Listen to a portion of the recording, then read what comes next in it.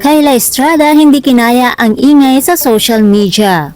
Hello again mga chika, Doras, napansin ng ilang netizens na tila nawala pansamantala sa ex ang aktres na si Kyla Estrada. Ayon sa mga usapan online, posibleng nagpahinga muna siya mula sa social media dahil sa mga negatibong komento at intriga na konektado umano sa kanya at kay Daniel Padilla.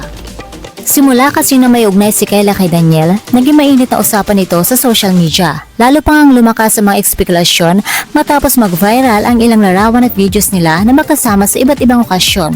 Kabilang ng isang private Halloween party, isang restaurant date, shopping mall at isang bakasyon sa Boracay kasama ang ilang kaibigan.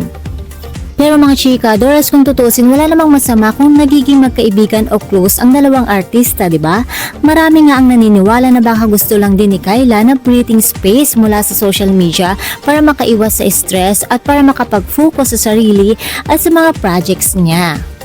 At syempre, hindi rin mawawala mga concerned fans na umaasang tigilan na sana ng ilan ang pangbabash online. Kasi naman, kung nakapag-move on na nga si Daniel at masaya na siya sa kanyang buhay ngayon, siguro panahon na rin para hayaan sila maging masaya sa kanilang landas.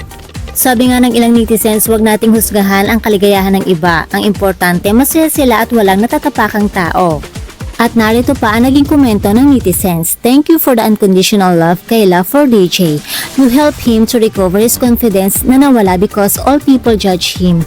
And thank you for not judging him. We love you both.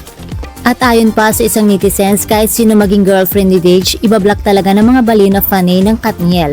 Huwag kayo masyadong mayabang tapos na 11 years nung dalawa. Mag-move on na kayo. Porket hindi nyo bet bago ni Catherine si Kyla pinag-iinitan nyo. Diba tumbong tawag nyo kay Dage noon? Uy, grabe naman sa makatumbong. Kung tumbong si Daniel, ano na ako? Mas masawal pa sa kuyukot. Let's spread love, not hate. Kaya naman sa ngayon mga chika, Doras, tahimik muna si Kyla sa ex, pero knowing her, siguradong babalik yan stronger and happier. And that's all for mga chika, Doras. For more showbiz update, please don't forget to like, share, and subscribe my channel. Thank you for watching.